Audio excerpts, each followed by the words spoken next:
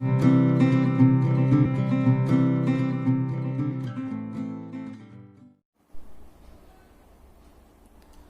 Students, कैसे हैं आप लोग।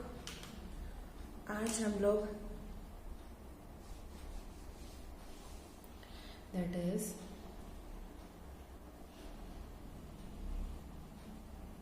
चैप्टर 6 का पार्ट नंबर 3 ले रहे हैं। ठीक है, अब बेटा यहाँ पे हम लोगों ने लास्ट टाइम डीएनए के बारे में सब कुछ डिटेल में पार्ट 1 एंड पार्ट 2 में लिया था। बहुत सारे एक्सपेरिमेंट्स भी थे। ओके, तो अब हम लोग एक टॉपिक ले रहे हैं कि हम किस तरह से डीएनए के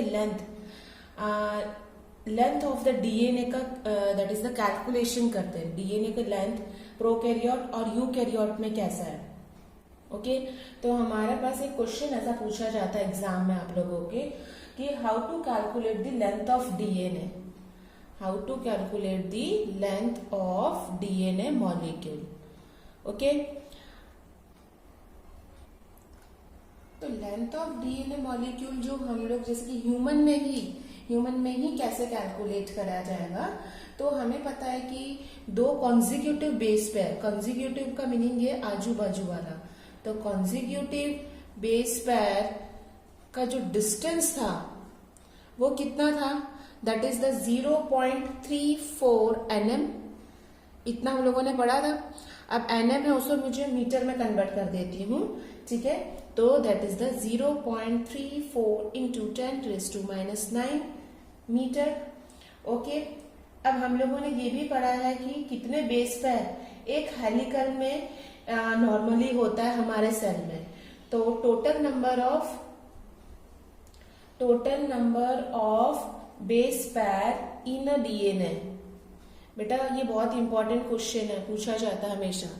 तो total number of base pair in DNA कितना होगा, दैट इज 6.6 इंटू 10⁻⁹। ओके, ये टोटल है। तो टोटल बेस पेयर इतने होते हैं और डिस्टेंस कितना होता है 0.34। तो मैं जब उन सारे डिस्टेंस को इतने टोटल के साथ कर दूंगी इनटू, तो मुझे पूरा एक लेंथ ऑफ न्यूक्लियोटाइड मिल सकता है। तो मैंने क्या कर दिया, that is the length of the DNA helix. Okay, that is 6.6 into 10⁻⁹ into 0.34 into 10⁻⁹ metre. Okay, ये इतना हुआ। कैलकुलेशन करने के बाद हमें 2.2 मीटर अप्रॉक्स ये हमारे पास जवाब आता है। यानी हमारे पास क्या है, इतना 2.2 मीटर लेंथ है, that is the DNA molecule. Clear, समझ में आया। जो हम लोग एक टिपिकल न्यूक्लियस में हम लोग ये अरेंजमेंट देखने को मिलता है। अब ये जो लेंथ ऑफ डीएनए हम लोगों ने पढ़ा है, प्रोकैरियोटिक्स में अलग होता है और यूकैरियोटिक्स में अलग होता है। प्रोकैरियोटिक मीन्स जो हम लोग पढ़ते हैं दैट इज दी सारे बैक्टीरिया है। यूकैरियोटिक्स मीन्स हम लोग। प्रोकैरियोटिक ऑर्गेनिज्म का मीनिंग होता है प्रिमिटिव ऑर्गेनिज्म। बहुत लोगों को तो ये भी अभी तक याद नहीं होगा जो हम लोगों ने 7th 8th में पढ़ा है। प्रोकैरियोट्स एंड यूकैरियोट्स का मीनिंग होता है ऐसे ऑर्गेनिज्म जो प्रिमिटिव होते हैं। प्रिमिटिव मीन्स जो बहुत ही पहले देखने को हमें मिले थे। ओके, उसमें वेल डिफाइंड न्यूक्लियस नहीं होता, that is the well defined nuclear membrane देखने को नहीं मिलता है। तो वैसे टाइप के न्यूक्लियस को हम लोग बोलते हैं दैट इज द न्यूक्लियोइड। ये कौन है, मल्टी सेलुलर बॉडी जैसे कि हम लोग हैं। इसमें well defined nuclear membrane present है। ठीक है, और वैसे टाइप के न्यूक्लियस जैसे कि ये हमारा सेल है और यहाँ पे ऐसा है, तो ये इसका मेम्ब्रेन है। तो यहाँ पे क्या है, ऐसा कोई भी मेम्ब्रेन नहीं है। तो ऐसे टाइप के न्यूक्लियस को बोला जाता है न्यूक्लियोलस। ओके, क्लियर बेटा। तो अब हम लोग क्या पढ़ रहे हैं कि ये जो प्रोकैरियोट है, इसके एग्जाम्पल में हम लोग लेते हैं bacteria, blue green algae and all. और यहाँ पे कौन आ जाता है, that is the plants and animals and humans. Okay, तो हम लोग पढ़ते हैं कि ये जो प्रोकैरियोटिक है, जैसे कि बैक्टीरिया है, उसमें डीएनए का अरेंजमेंट कैसे होता है, डीएनए किस तरह से अरेंज्ड होता है। ठीक है, अब हम लोग इस प्रोकैरियोटिक में एक example that is the E coli, Escherichia coli bacteria ही लेते हैं। ठीक है, जिसमें न्यूक्लियस क्या है, जिसमें न्यूक्लियर मेम्ब्रेन क्या है, एब्सेंट है। ठीक है, अब हमें इतना दिमाग में रखना है कि जो डीएनए होता है वो नेगेटिव चार्ज होता है, और डीएनए किससे बना हुआ है, दैट इज द प्रोटीन से। P for protein, P for positive, याद रहेगा। ठीक है, तो ये क्या होता है, पॉजिटिव चार्ज होता है, और डीएनए क्या है, that is the negative charge है। ठीक है, और ये जो डीएनए होता है नेगेटिव चार्ज होता है, वो कुछ प्रोटीन के साथ क्या होता है, ज्वाइंट होता है, वो मिक्स्ड होता है। तो डीएनए प्लस सम प्रोटीन, ठीक है, कहां पे, इस सेल के अंदर। ओके, और दोनों क्या बनाता है, मैंने बताया था कि प्रोकैरियोटिक में कैसे टाइप का न्यूक्लियस होता है, that is the nucleoid type. Okay, तो ये जो न्यूक्लियोइड होता है, तो ये जो सेल है, ठीक है, उसमें ऐसे लूप्स की तरह वो प्रेजेंट होता है, ऐसे लूप्स की तरह प्रेजेंट होता है बीच में, तो वो है प्रोकैरियोट्स। ठीक है, ऐसे बैक्टीरिया में अरेंज रहता है डीएनए। अब हम लोग बोलते हैं कि भाई जो यूकैरियोट्स है, ओके, यूकैरियोटिक्स, किस तरह से हमारे बॉडी में डीएनए का लेंथ अरेंज्ड होता है, बहुत ही इंपॉर्टेंट है, हमेशा एग्जाम में पूछते हैं, तो बेटा ध्यान से समझना। जो डीएनए होता है यूकैरियोटिक में, वो बहुत ही ज्यादा कॉम्प्लेक्स होता है। ओके, उसके अंदर जैसे कि डीऑक्सीराइबोन्यूक्लिक एसिड बोला जाता है, उसके अंदर क्या होता है, बहुत सारे अमीनो एसिड के रेसिड्यू होते हैं।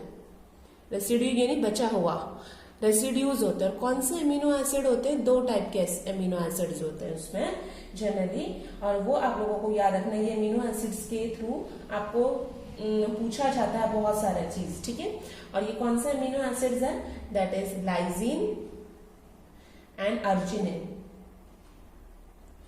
ओके, तो यहाँ पे क्या होता है, ये बहुत ही ज्यादा अमीनो एसिड इसके अंदर प्रेजेंट होता है, तो उसकी वजह से प्रोटीन क्या कर लेता है, एक चार्ज प्रोड्यूस करता है। कौन सा चार्ज होगा, that is the positive charge. Okay, पर यहाँ पे हम लोग जो प्रोटीन बोल रहे हैं, तो यहाँ पे जो प्रोटीन्स होता है उसका नाम है that is the histone. Eukaryotes में हिस्टोन प्रोटीन ही है।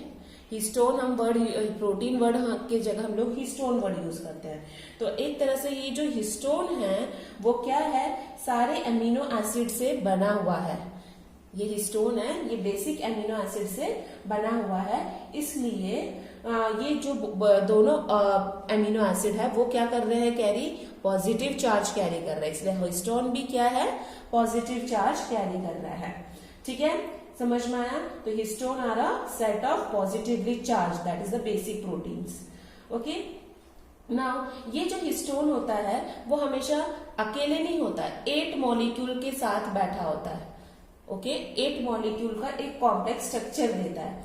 जैसे 4 फ्रंट साइड है और उसके पीछे है उसका एग्जैक्ट है, यानी कि बैक साइड में 4 है और फ्रंट साइड में 4 है, इस तरह से ये आगे है और उसी का सेम कॉपी पीछे है, तो टोटल कितना हो गया, 8 हो गया। तो इसको हम लोग बोलते हैं that is known as the histone octamer. ये कुछ भी जो भी बढ़ा रही हूँ ध्यान से समझना, हिस्टोन से क्या बन रहा है, हिस्टोन ऑक्टामर बन रहा है।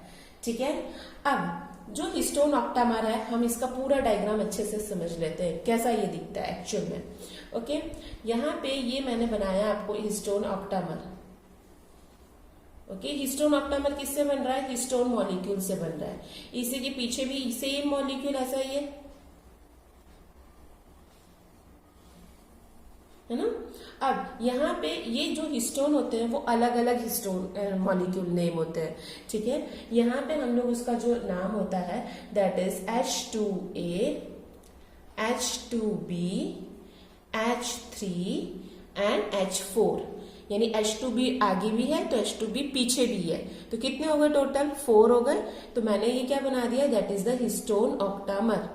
ओके, अब यहाँ पे ऐसा बोला हुआ है कि एक डीएनए का सेगमेंट है, डीएनए का ऐसे एक सेगमेंट आ रहा है और ये जो सेगमेंट है इसको ऐसे करके रैप करके ऐसे करके रैप करके आगे जा रहा है, ठीक है।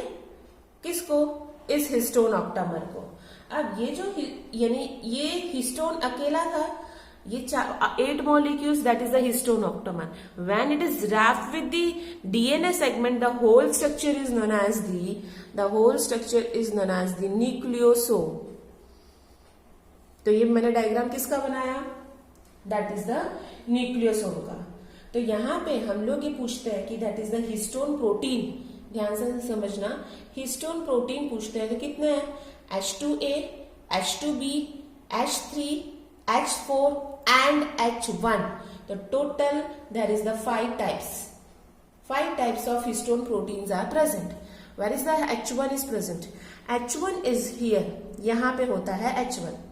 H1 क्या करता है, 2 न्यूक्लियोसोम को ज्वाइन करता है, इसलिए इसको प्रोटीन को हम लोग बोलते हैं that is the linker protein. ये डायग्राम हमेशा पूछा जाता है, ध्यान से समझना, ठीक है।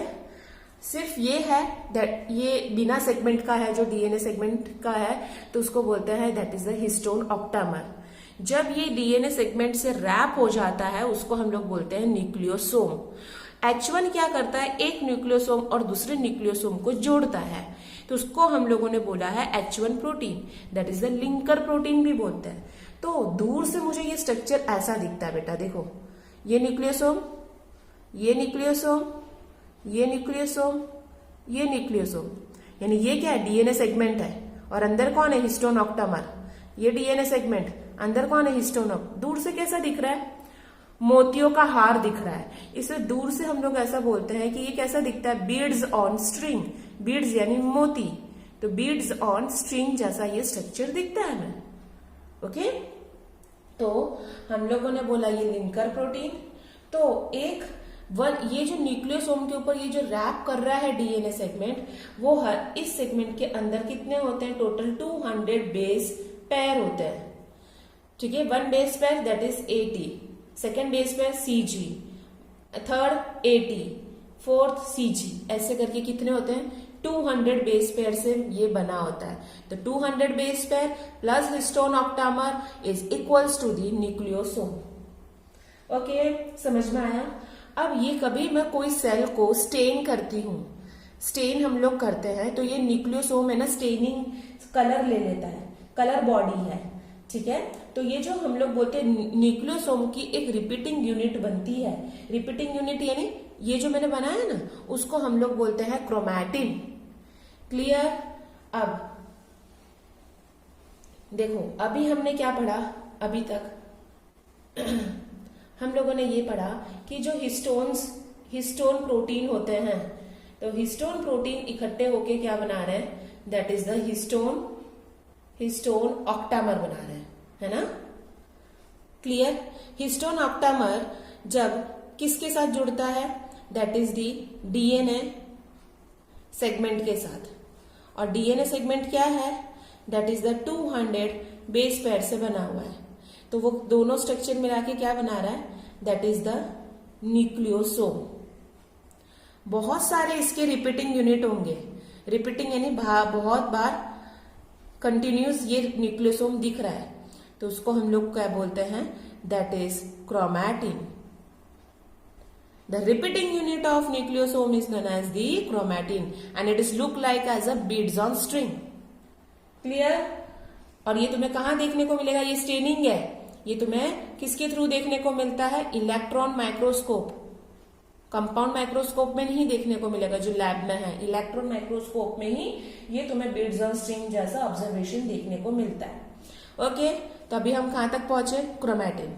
आगे अब हम और थोड़ा पढ़ते हैं इसके बारे में। जो क्रोमैटिन होता है सेल के अंदर, यानी ऐसा दिखेगा, ये सेल है, ठीक है, ये न्यूक्लियर मेम्ब्रेन था, ओके, ये न्यूक्लियोलस है, तो ये ऐसा सब होगा,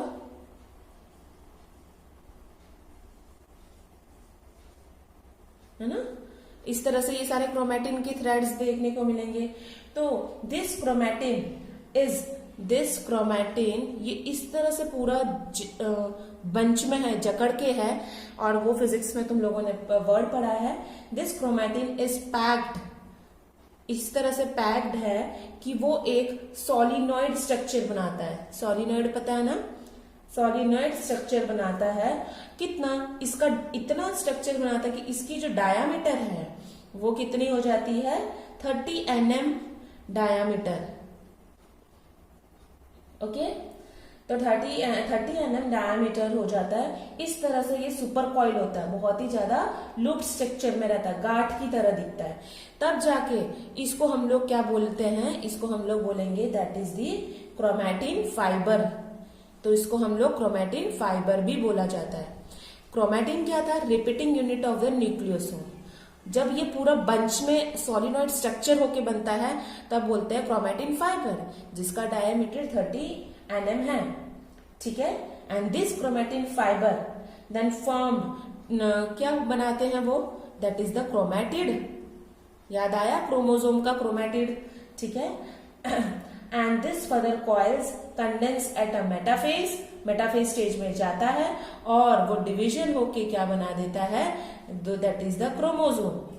और अब याद आया आप लोगों को, मैंने हमेशा बताया हुआ है तुम्हें कि कैसा होता है सेल के अंदर न्यूक्लियस, न्यूक्लियस के अंदर क्या होता है क्रोमोसोम, क्रोमोसोम के अंदर क्या होता है, that is the DNA, DNA के अंदर कौन होता है, जीन। क्लियर।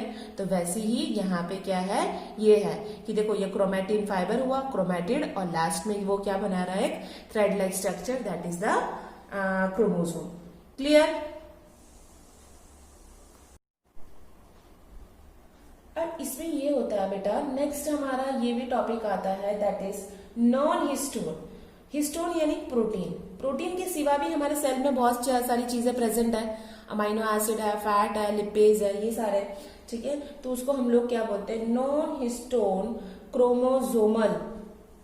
क्रोमोसोमल प्रोटीन, ठीक है। तो हम लोग इसको NHC प्रोटीन्स भी बोलते हैं। तो ये क्या होता है, ये जनरली हायर लेवल पे, बहुत ही हायर लेवल पे हम लोग देखते हैं कि किस तरह से अलग अलग प्रोटीन के सेट्स देखने को मिलता है, additional set of the protein. Okay, तो ये जो क्रोमेटिन क्या था, that is the continuous layer of the nucleosome, ठीक है, continuous unit of the nucleosome.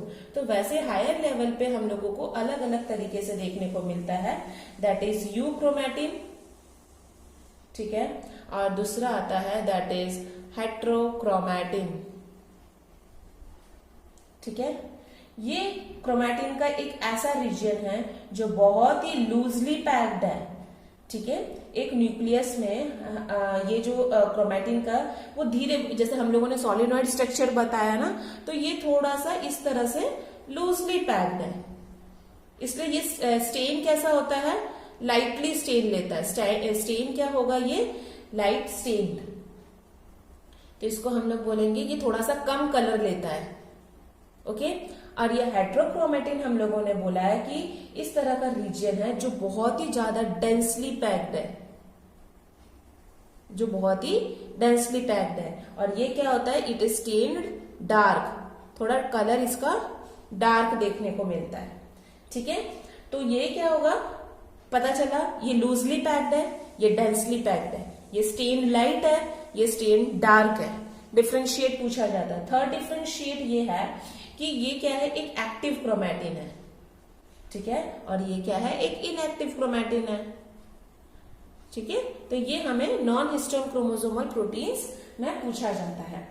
अब हम लोग थोड़ा सा आरएनए और डीएनए पढ़ रहे हैं, जो जेनेटिक मटेरियल है वह एक्चुअल में डिफरेंशिएट कैसा है, अलग अलग हमें कैसे देखने को मिलता है। इतना फर्स्ट तो पता ही है कि नाइट्रोजनस बेसिस के हिसाब से आरएनए में क्या है, यूरासिल है, और डीएनए में क्या है, थायमिन प्रेजेंट है, ठीक है। तो वैसे ही डीएनए और आरएनए में हम लोग क्या करते हैं, थोड़ा सा डिफरेंशिएट देख लेते हैं। तो डीएनए वर्सेस आरएनए, ठीक है, एक्चुअल में ये मेन डिफरेंशिएट क्या है वो हम लोग देखते हैं। ग्रिफ्ट वाले एक्सपेरिमेंट में हम लोगों ने क्या पढ़ा था कि हम लोग जो हीट किल्ड बैक्टीरिया डाल रहे थे, that is the S strain का, ठीक है, तो वो डिस्ट्रॉय नहीं कर रहा था genetic material, it did not destroy, that is the sum of the property of the genetic material. वो क्या लाइव अप कर रहा था, ऐसे तो एस सेल क्या करना चाहिए था, किल कर रहा था, पर नेक्स्ट में क्या कर रहा था, वो लाइव अप कर रहा था, ठीक है। तो यहाँ पे उसने क्या करा कि जो डीएनए का दो कॉम्प्लीमेंट्री स्ट्रैंड्स है उसे एक्सप्लेन करा, ठीक है, जिससे वो कॉम्प्लीमेंट्री स्ट्रैंड क्या हुआ था, जो धीरे धीरे सेपरेट हुआ था, हीट की वजह से सेपरेट हो रहा था। जब मैंने एस सेल्स को आर सेल्स के साथ करा था तो वो क्या हो रहा था, सेपरेट करने की वजह से कॉम्प्लीमेंट्री डीएनए फॉर्म करके उसको जिंदा कर रहा है।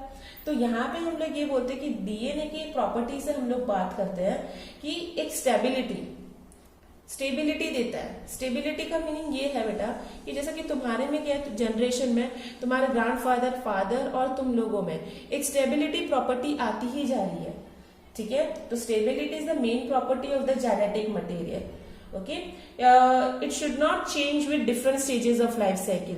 अलग अलग लाइफ साइकिल में चेंजेस नहीं होता है। तुम जैसे अभी पहले दिख रहे थे, अभी भी ऐसे दिख रहे, थोड़े से वेरिएशंस ठीक है, पर स्टेबिलिटी क्या हो रहा है, हर एक स्टेजेस में क्या हो रहा है, चेंजेस नहीं हो रहा है, कांस्टेंट स्टेबल रह रहा है।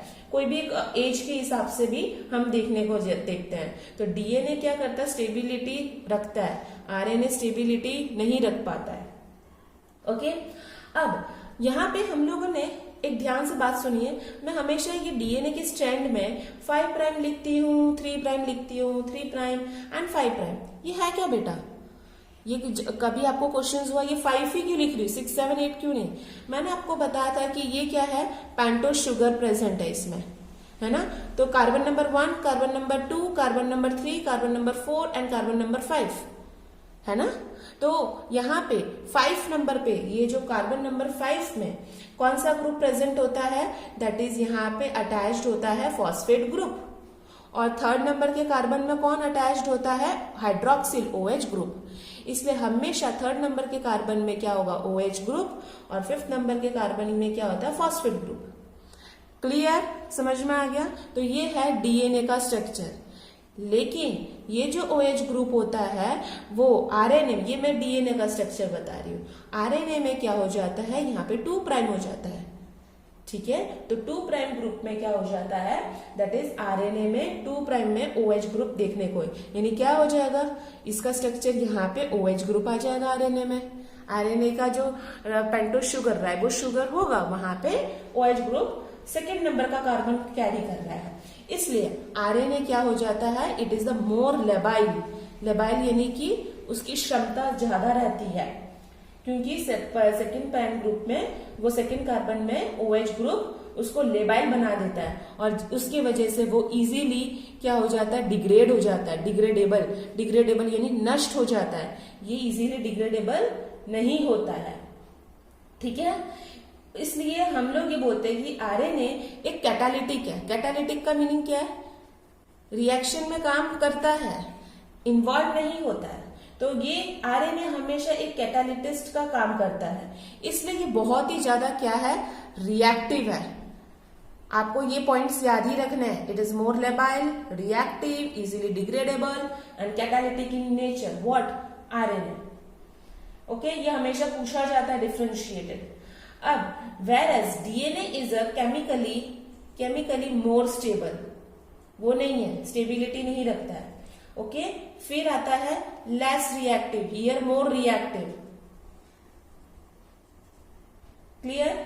क्यों रिएक्टिव ज्यादा है, सॉरी कम रिएक्टिव क्यों है, because in the presence of thymine, इसके पास थायमिन है। और ये ज्यादा रिएक्टिव क्यों है, क्योंकि थायमिन से कंपेयर में यूरासिल सबसे ज्यादा रिएक्टिव है, ठीक है। तो यहाँ पे बोला थायमिन प्रेजेंट है यूरासिल के जगह पे, इसलिए ये क्या होता है, लेस रिएक्टिव होता है। सिमिलरिटी देखते हैं, दोनों में सिमिलरिटी क्या है, दोनों म्यूटेट करते हैं। म्यूटेट यानी ये देखो, आरएनए भी क्या कर रहा था, वो डिजीज करवाएगा, डीएनए भी डिजीज करवाएगा। वो दोनों की एबिलिटी होती है कि वो म्यूटेशन करवाता ही है। सिंस आरएनए क्या है, वो क्या है, अनस्टेबल है। ये स्टेबल था तो ये इसका नेचर क्या है, that is the unstable in nature. Okay, और ये क्या होगा, म्यूटेट होगा पर फास्टर होगा। इसलिए अभी कोरोना वायरस कैसे फटाफट फैल रहा है ना, क्योंकि वायरस में क्या है, आरएनए है, वो म्यूटेट फास्टर कर रहा है। ये थोड़ा सा लेसर पॉइंट्स पता चल रहा है ना आप लोगों को, ये सारे पॉइंट्स डिफरेंशिएट में यूज आएंगे। ओके, डीएनए हमेशा आरएनए के ऊपर ही डिपेंड रहता है।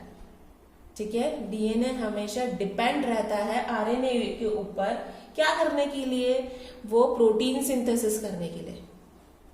तो आरएनए का ही मेन काम क्या है, प्रोटीन सिंथेसिस करना। तो वो डीएनए के हेल्प से ही आरएनए, हर एक सेल में डीएनए आरएनए दोनों होता है, पर डीएनए की अमाउंट क्या होता है बेटा, थोड़ा सा कम होता है। ठीक है, समझ में आ रहा है। तो DNA is always depend on RNA for the protein synthesis. Okay, और आरएनए डायरेक्टली क्या कर लेता है, प्रोटीन बना देता है। आरएनए डायरेक्टली प्रोटीन बना देता है। क्लियर। इससे हम लोग ये प्रूफ करते हैं कि आरएनए और डीएनए दोनों जेनेटिक मटेरियल है, बट डीएनए क्या है, मोर स्टेबल है। डीएनए क्या है, that is the more stable. ठीक है, मोर स्टेबल होने की वजह से वो क्या करता है, storage of genetic material, genetic information. ठीक है, जेनेटिक इंफॉर्मेशन का मीनिंग है कि जो तुम्हारे ग्रैंडफादर में है जेनेटिक इंफॉर्मेशन, वो फादर में भी है, वो तुम्हारे में भी है, इसलिए तुम लोग समवॉट उनके जैसा दिख रहे हो। बट यहाँ पे आरएनए में क्या है, वो क्या है, आरएनए का मैकेनिज्म ये बताता है कि वो हेल्प करता है, that is the transmission of, वो ट्रांसमिशन में करने में हेल्प करता है, ट्रांसमिशन ऑफ जेनेटिक इंफॉर्मेशन। ये स्टोरेज का काम करता है और ये ट्रांसमिशन का। तो हम लोगों ने कितने सारे डिफरेंस पढ़ लिए है ना बेटा। तो एक बार हम लोग डिफरेंस देख लेते हैं। फर्स्ट डिफरेंस जो हम लोग बोल रहे हैं डीएनए का, ठीक है, डीएनए क्या है, डबल स्ट्रैंडेड, डीएस लिख दो। ठीक है, एक्सेप्शन क्या है, वायरस के सिवा वो हमें हर जगह क्या देखने को मिलता है, इसको डबल स्ट्रैंड। ये क्या है, सिंगल स्ट्रैंड। ओके, ये सारे लिविंग ऑर्गेनिज्म में जेनेटिक मटेरियल का काम करता है। ओके, ये क्या होता है, सम वायरस में ही ये इसका जेनेटिक मटेरियल देखने को मिलता है। इसमें जो शुगर होता है, शुगर कौन सा हम लोग बोल रहे हैं, डीऑक्सी राइबोज, है ना। और यहां पे क्या है, that is ribose sugar present है। नेक्स्ट, यहां पे नाइट्रोजनस बेस में क्या प्रेजेंट है, क्या प्रेजेंट है यहां पे, कौन सा होगा, डीएनए में थायमिन। ओके, तो यहां पे क्या है, यूरासिल। ओके, नाउ फिफ्थ आता है, it is less reactive. Okay, and less reactive, chemically and structurally more stable, chemically and structurally more stable. Here more reactive and less stable. Clear? 5 point हो गए। ये डिफरेंस आपको याद रखना है, सारे पॉइंट्स लिखने हैं। 6 पॉइंट, ओके, ये क्या होता है, सिर्फ न्यूक्लियस में नहीं होता है, दूसरे ऑर्गेनल में भी देखने को मिलता है, लाइक माइटोकॉन्ड्रिया, गोल्गी कॉम्प्लेक्स, उसमें। तो ये हमें न्यूक्लियस और एंड सम सेल ऑर्गेनल्स में भी हमें देखने को मिलता है। और यहां पे क्या होता है, ये आरएनए सिर्फ न्यूक्लियस में ही प्रेजेंट है, थोड़ा सा, वो भी अमाउंट भी उसका थोड़ा सा होता है, और प्लस साइटोप्लाज्म में। ओके, 7th, इसका काम क्या है, स्टोरेज ऑफ जेनेटिक इंफॉर्मेशन। ये क्या है, transmission of genetic information. Okay, 8th, it mutate faster, it mutate slower, and here faster. ठीक है, 8 पॉइंट हो गए। और कुछ, और कोई बाकी है?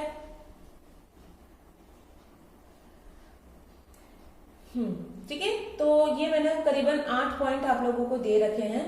तो आपको इसी तरह से इसको क्या करना है, ये देखो आरएनए एक कैटालिटिक का काम करता है, catalytic, work as catalytic, okay, do not work as catalytic.